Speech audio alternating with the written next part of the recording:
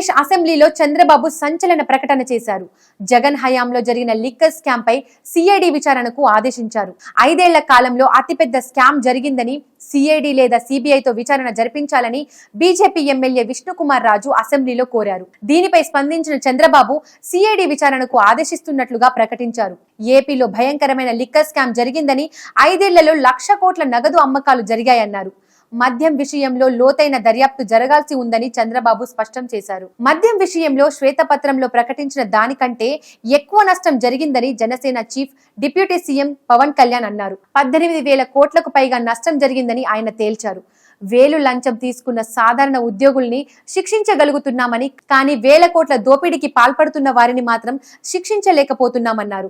దేశమంతా ఆన్లైన్ లావాదేవీలు జరుగుతుంటే ఏపీలో కేవలం నగదు లావాదేవీలు మాత్రమే నిర్వహించారని, దీనిపై తాను కేంద్రానికి కూడా పలుమార్లు ఫిర్యాదు చేశానని ఉండి ఎమ్మెల్యే రఘురామకృష్ణంరాజు గుర్తు చేశారు. ఇందులో భారీ స్కామ్ కు పాల్పడిన వారిపై చర్యలు తీసుకోవాలని డిమాండ్ చేశారు. ఏపీలో లిక్కర్ స్కామ్ జరిగిందని టీడీపీ, బీజేపీ నేతలు చాలా కాలంగా ఆరోపిస్తున్నారు.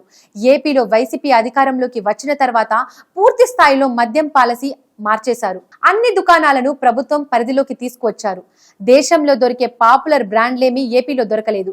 కొత్త బ్రాండ్లు మాత్రమే అమ్మారు. అవన్నీ వైఎస్ జగన్, విజయసాయి రెడ్డి సజ్జల కనుసన్నల్లోనే స్వాధీనం చేసుకున్న డిస్టిలరీల్లోనే తయారు చేసి అమ్మారని టీడీపీ నేతలు ఆరోపిస్తూ వస్తున్నారు. ఆ మద్యమంతా కల్తీయేనని పలుమార్లు ఆందోళన నిర్వహించారు. తాము అధికారంలోకి రాగానే విచారణ చేయిస్తామని ప్రకటించారు.